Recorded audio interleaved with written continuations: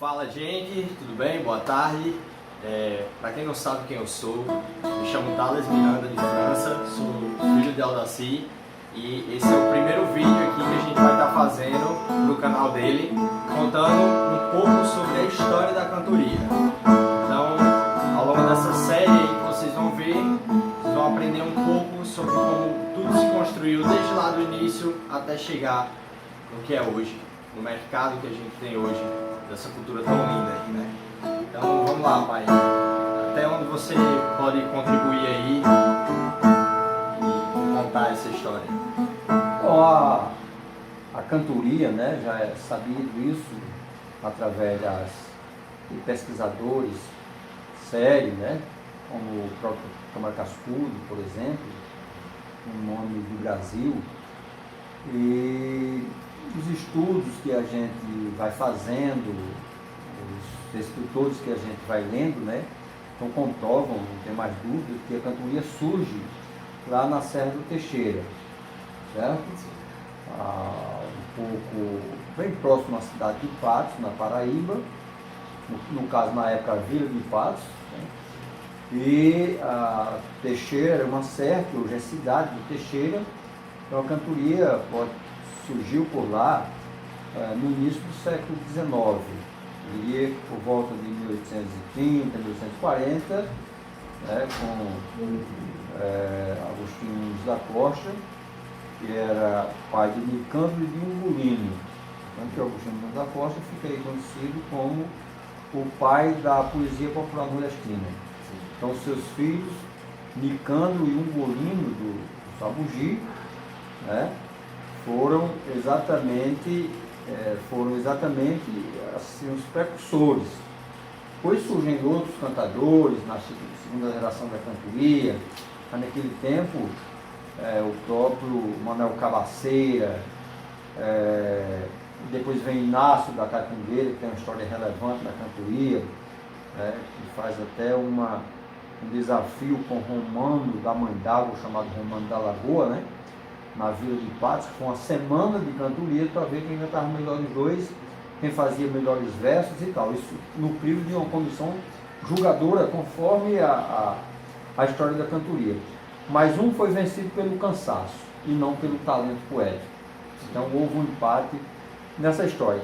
Então logo a cantoria começa a sair dali, fica enraizada lá, claro, vem até a figura do Zé Limeira depois, mas a cantoria desce um pouco a Serra do Teixeira, digamos assim, a sua margem direita. Nós estamos aqui no Rio Grande do Norte, por exemplo, na região de Mossoró. Então, depois de Patos, à direita, a Serra do Teixeira, e desce um pouco à direita. Quando chega a questão de 20 quilômetros, até um pouco menos, já entra no Pernambuco, no chamado Vale do Pajeú. Então, os primeiros cantadores atuaram por ali. E o movimento ali tornou-se muito forte, tanto que hoje ainda se tem a região do Pajeú como a região mais fértil, poeticamente falando, nesse contexto da cantoria. Por ali, por exemplo, os cantadores grandes, como os irmãos Batista, Dimas Dorival e Otacílio. Depois vem, antes deles, inclusive da mesma época, Antônio Marinho, João Batista da Siqueira, um pouco antes de Dimas, chamado Cancão do Pajeú. Então esses poetas ali foram uma espécie de exemplo do melhor da poesia popular nordestina. Por isso que a região hoje ainda tem esse peso. O cantador que não desenvolver bem seu trabalho, ele não passa no crivo daqueles apologistas que nós chamamos de admiradores. Sim, e todos eles são vivos hoje ainda, atuam Não, esses que deixaram não. Esses que deixaram não. Siqueira já se foi, assim como Domingos da Fonseca, assim como a trindade dos batistas, como eu citei, Dimas, que era até professor universitário. São cantadores que já se foram, né, que pelo tempo. Dimas morreu até precocemente, apenas com 63 anos de idade. O Otacílio já foi há uns 80 anos, 80 e pouco. E, enfim, esses cantadores já não estão.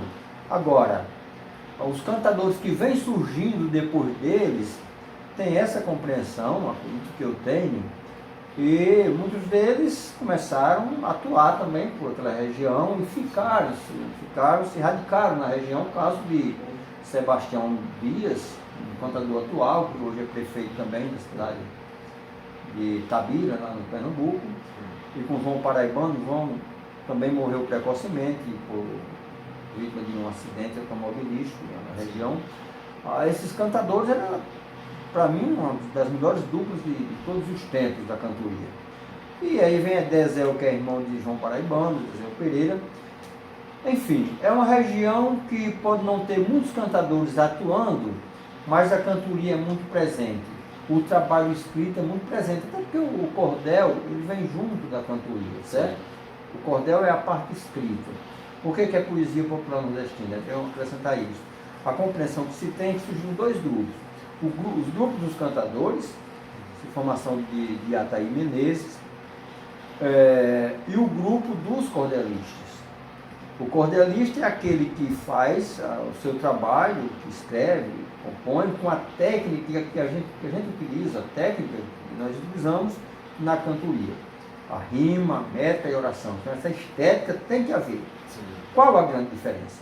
É que os cordelistas, eles escrevem 3 ou 4 modalidades. Nem todo cordelista domina, vamos dizer, 10 modalidades da cantoria. E na cantoria nós temos mais de 100 modalidades. Sim. Outra coisa, cordel é uma coisa importantíssima também, que é bem pensado o cordel. O bom cordelista geralmente deixa uma grande obra. Agora, é mais fácil você, por exemplo, ter um mote, ter um tema, e você me dizer, daqui a 7 dias você vem apresentar isso aí, certo? Você vem apresentar. Você vai falar isso aí de novo. Homem, isso aí resolve. Alô? Oi. A encomenda de Igor. Diga que vai já. É para pedir para subir? Ou não? Vai já, Igor, vai. Vai tentar descendo aqui.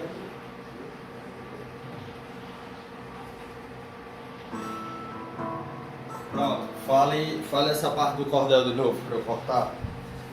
Por isso que é importante a gente fazer trancado ali. Não é para se levantar não, deixa eu entender. Não, mas é porque se ficasse tocando eu ia ter que cortar todo jeito, entendeu? Fechado ali deve cair, né? Então vamos. Vem mais para cá um pouquinho. Aqui eu acho que não é o local, o bom seria fechado ali. É por causa do cenário, entendeu? Fica mais bonito. Então, você quer falar de quê? Sim, então... É do cordel. O cordel que vem também, certo? Ali juntinho da cantoria. Na mesma época, na época dos grandes repentistas, também nós tínhamos os grandes cordelistas. Por exemplo, o Leandro Gomes de Barros, né? Como o pai do cordel no Nordeste, por assim conhecido, Zé Pacheco e tantos outros. Então, o cordel também muito forte. E por que a gente define como poesia popular nordestina? Por quê? Há o trabalho oral cantado, que é do repentista, os cantadores, há o trabalho escrito. Cordelista, pelo menos se você for voltar aqui ao passado, vai encontrar 3 ou 4 formas escritas em cordéis, em forma de cordel.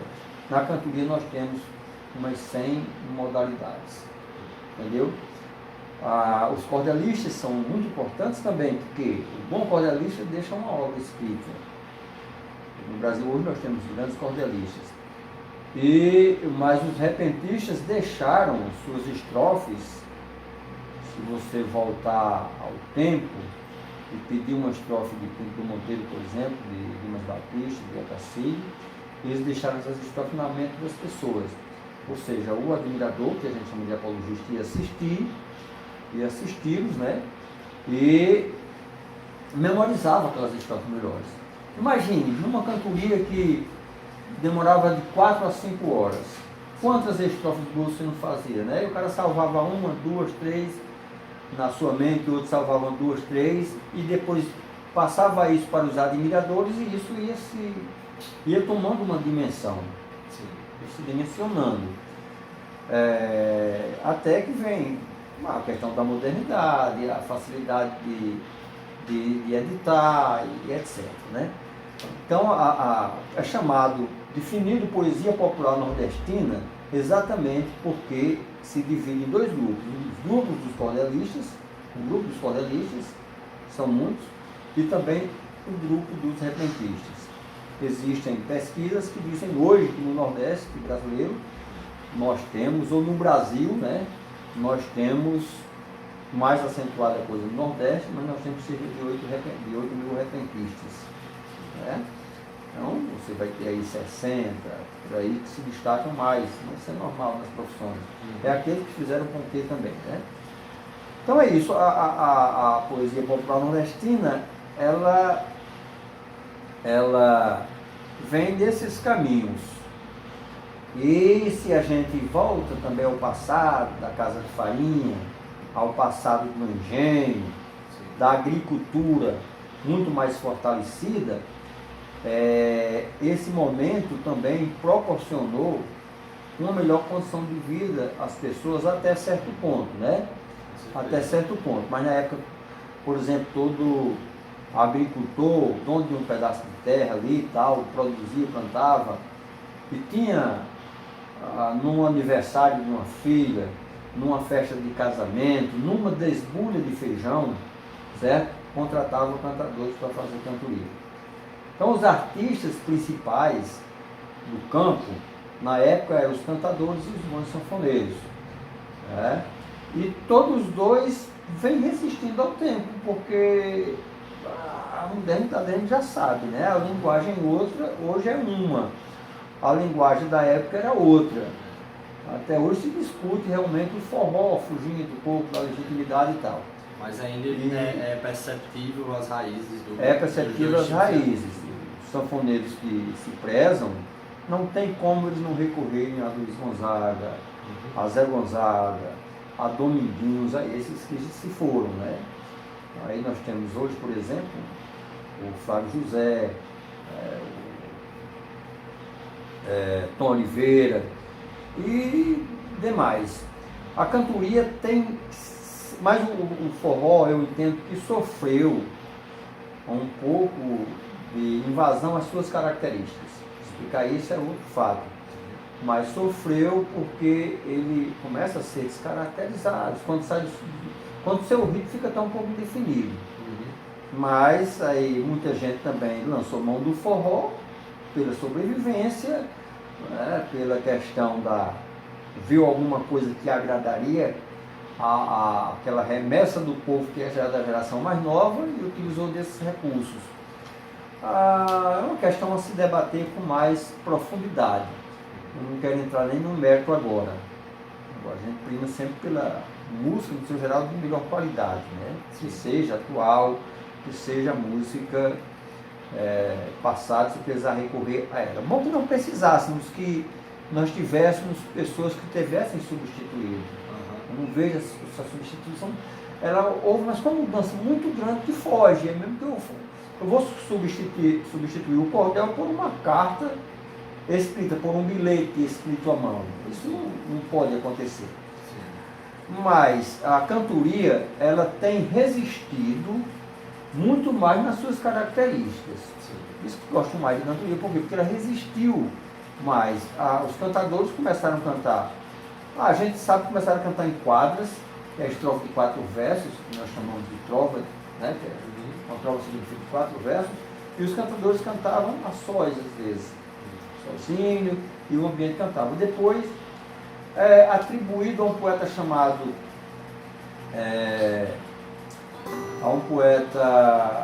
surge um poeta aí que acrescenta na quadra 2 versos, né?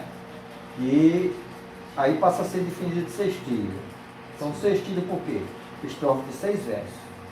Os 4 versos originais da trova, aí mais Silvino Pirauá, o poeta Silvino Pirauá é atribuído a Silvino Pirauá esse acréscimo. Então os poetas começam a cantar em sextilhas. Então, claro, os 6 versos já é uma sextilha, mas cada verso metrificado. Por exemplo, sextilha, uma estrofe de 6 versos, cada verso contém 7 sílabas, e rimando-se o segundo com o quarto e o sexto. Não há necessidade para o primeiro e o quinto. Depois dessa estilha vem setilhas, que estão de 7 sílabas, que já tem uma outra estrutura. O segundo verso rimando com o quarto e o sétimo, e o quinto com o sexto. Certo? Então são as duas principais formas, que já estamos na terceira, né? Aí os cordelistas, voltando aqui, escreviam muito nessas três. E durante muito tempo se limitaram a escrever somente nessas três formas. Hoje o cordelista moderno já tem o dever de aprender a escrever em decassílabos também. Então, depois dessas formas, aí vem as chamadas décimas, ainda de 7 sílabas, através dos motes. Eu estou aqui agora, por exemplo, é um mote. O camarada vai elaborar 9 versos, né, somando com esse, do mote, 10 e é uma décima. Rimando o primeiro com o quarto e o quinto, o segundo com o terceiro, o sexto e o sétimo com o décimo, né, e o oitavo com o nono. Aí está completa a quadra. Essa regra vale, essa estruturação vale tanto para a décima de 7 versos como a décima de decassílabo. O que é décima de decassílabo, né? Que nós estamos assistindo tem uma ideia. O decassílabo, qual que ele já explica? Versos de 10 sílabas, estrofes de 10 versos, que é conhecido por muito como vestibular da cantoria. Então, se você chega a cantar os motes de decassílabo, você é tido como cantador pronto. Enquanto você não chegar, não alcançar, não adianta. Não adianta porque o campo, acredito que assim como vocês jovens, do DJ e tal, né? Esse campo é restrito, ou seja, acredito que vai ter espaço que nós tivemos de melhor. Se for medíocre, não tem. Até porque a arte, de forma geral, era até um pouco ingrata, certo? Porque, eu vou dar um exemplo simples, o pedreiro medíocre é contratado para construir a casa. Certo? E ele não deixa de trabalhar por isso. Mas tem um mediano que é mais visto do que ele. E tem aquele mesmo de ponta que esse não tem agenda para atender. Mas o medíocre dá para viver. O vendedor medíocre também. Mas na arte o medíocre não sobrevive. Isso é uma concepção que eu tenho pela própria observação. Observo na minha cidade de Mossoró que muitos artistas ralam no contexto da cantoria, no contexto do teatro, até para os grandes, até para os que são de melhor qualidade, né, o campo não é fácil, porque trata-se de arte e de cultura. Isso pesa sobre a cabeça do povo, porque a arte e a cultura está acima da cabeça do povo. Uma das coisas que eu converso muito com quem me pergunta sobre a dificuldade de ser produtor e DJ, sempre chegam para mim e perguntam: caramba, é muito difícil, né, produzir uma música e tudo mais. A dificuldade maior nunca está em aprender a música ou no que você faz realmente, mas está em como você aprende a fazer aquilo. Por exemplo, uma pessoa que quer odontologia ou medicina, ela tem o apoio dos pais, ela tem uma sala inteira acreditando no mesmo objetivo que ela e ainda tem os professores falando que aquilo é possível. Na arte, a gente não tem o apoio dos pais no começo da carreira, porque a gente sabe o quanto é arriscado, então é uma coisa preocupante.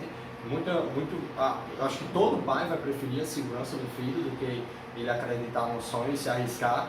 Em segundo lugar, não é todo mundo que se dispõe a trabalhar com arte. Tem muito pouco DJ produtor em Natal. Tem alguns DJs que só tocam, mas que produzem música eletrônica, por exemplo, dá para contar nos dedos, entendeu? Então, é menos fácil de você acreditar que a coisa vai dar certo. Então, por isso que a dificuldade é maior. Não é pelo que você aprende, mas pelo que você vive se dispondo a trabalhar com isso. E aí exato, exato. O que vai definir, o que pode definir o seu sucesso ou não, né?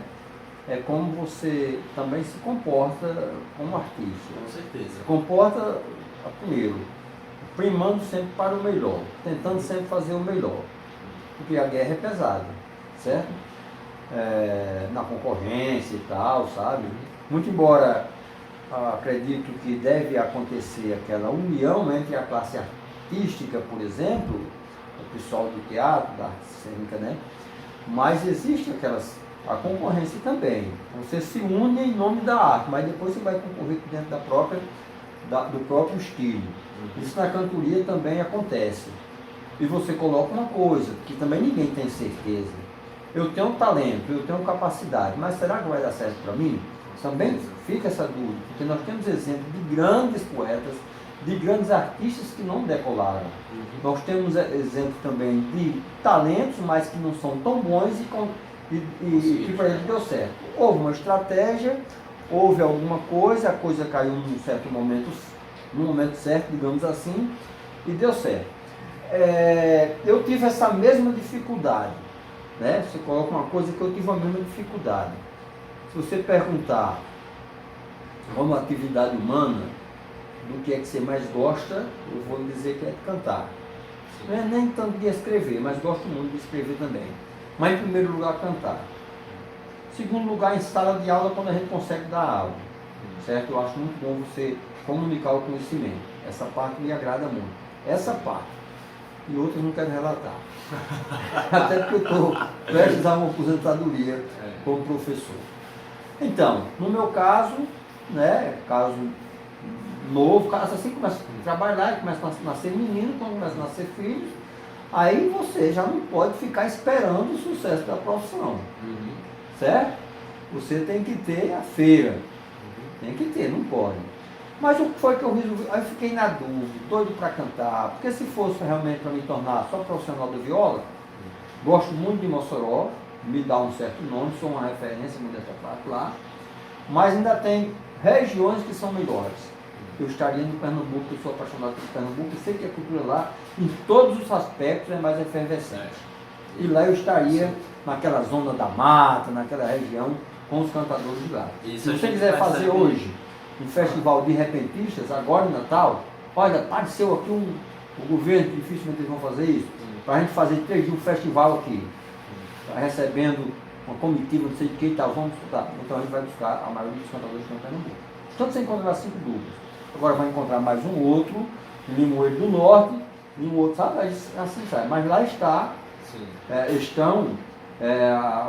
o maior número de cantadores profissionais hoje, em termos proporcionais a outra região, por regiões, né? E lá tem uma coisa interessante que realmente você percebe em todas as áreas da arte essa força maior, essa valorização maior do público.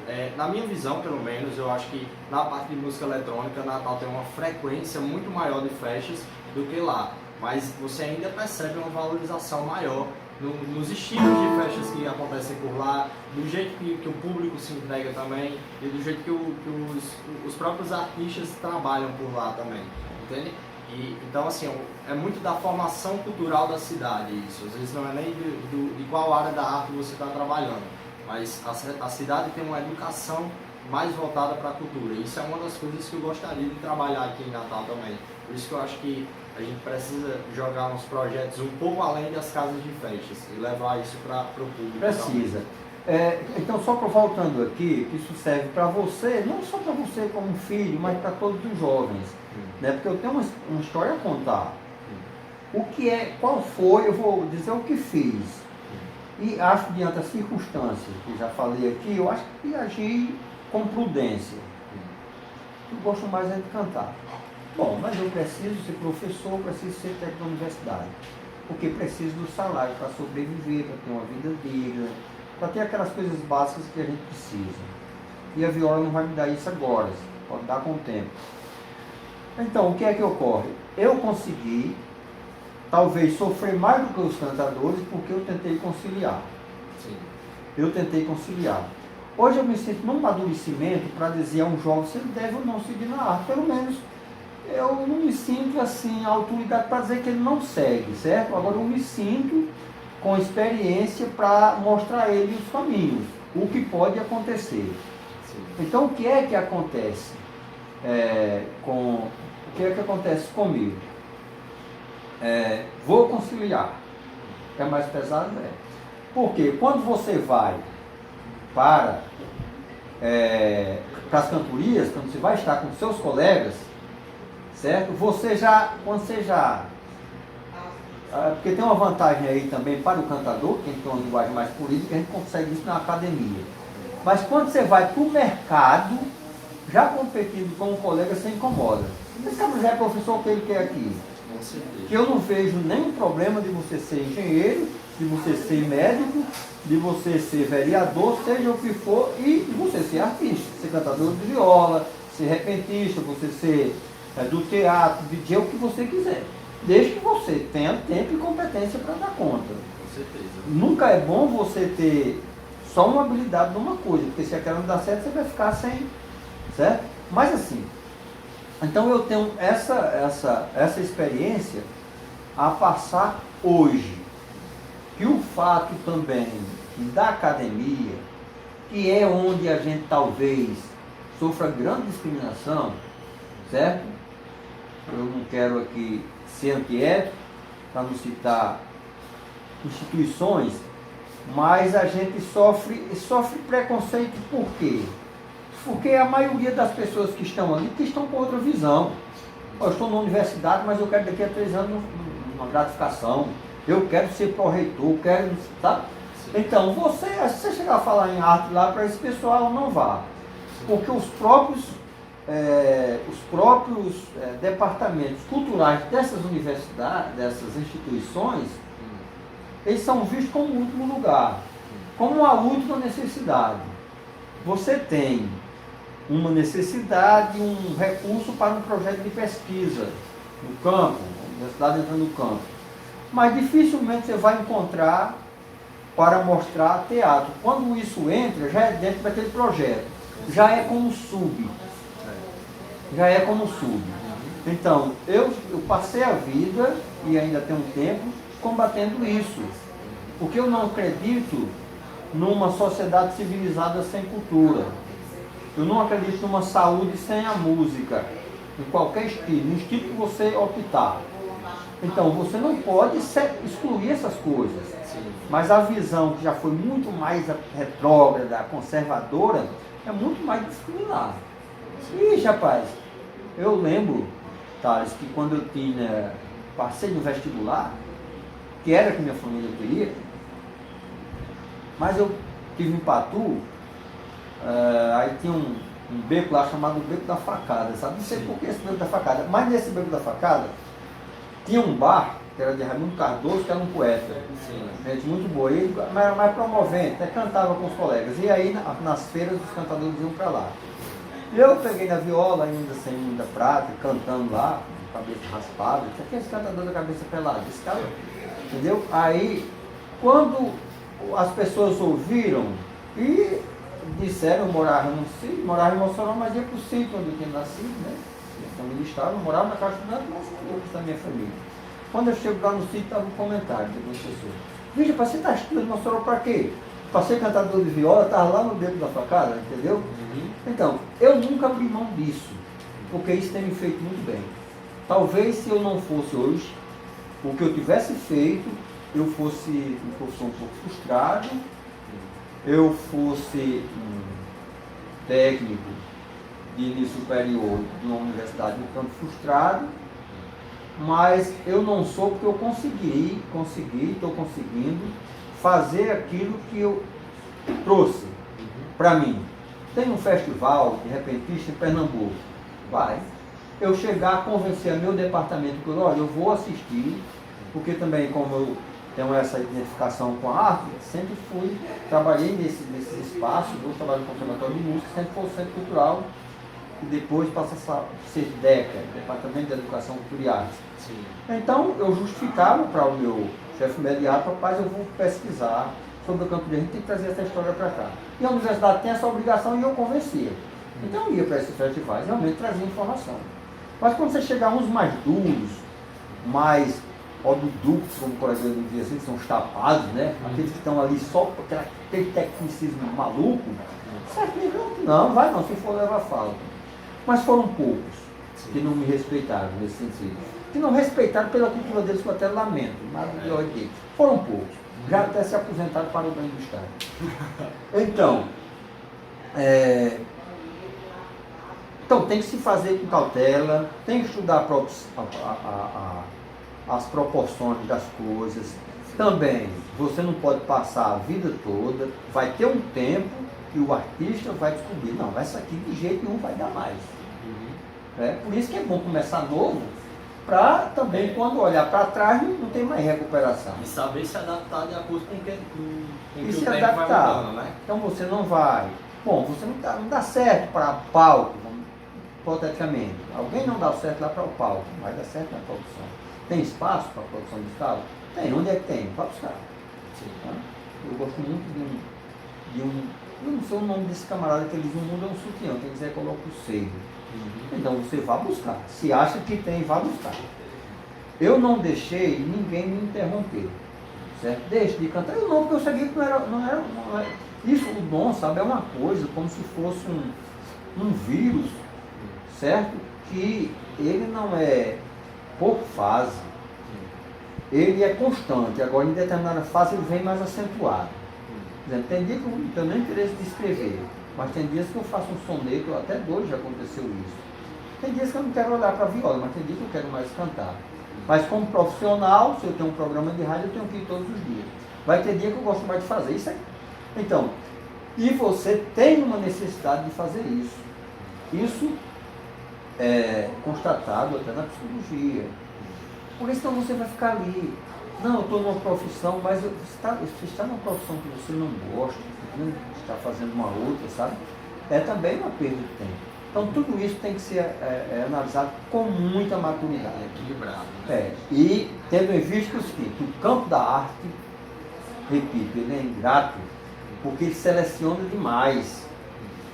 Eu digo que o povo, com todo respeito, nem merece tanta seleção, sabe? Merece não, porque o povo se convence com pouca coisa. Mas é porque, talvez por conta da falta de apoio, do preconceito das instituições, aí mudou de ministro da cultura, certo? Até agora nenhuma ação para a cultura, certo? Entregou a Gilberto Gil, mas na minha compreensão eles ficaram mais investindo em projetos dos grandes, certo? Quando pegavam um pouquinho que sobrava, como por exemplo para o Trio da Saré, que eu até fui classificado, aí eles mandavam para a gente concorrer, ainda passar por uma seleção. Também está errado isso. Quando as críticas vieram à Secretaria de Cultura, certo? Eu apoiei aquelas críticas. Agora, o que eu vejo hoje, de qualquer forma, estavam movimentando e hoje não tem nada. Porque naquela época, vinha, por exemplo, em 2011, aprovou o projeto, primeiro Festival de Repentistas em Praça de Mossoró, em Manturia. Foi classificado, né, entre muitos projetos no Nordeste e no Brasil. Parece que o meu ficou em 18º lugar, certo? De 37 que foram classificados para o Nordeste, sabe?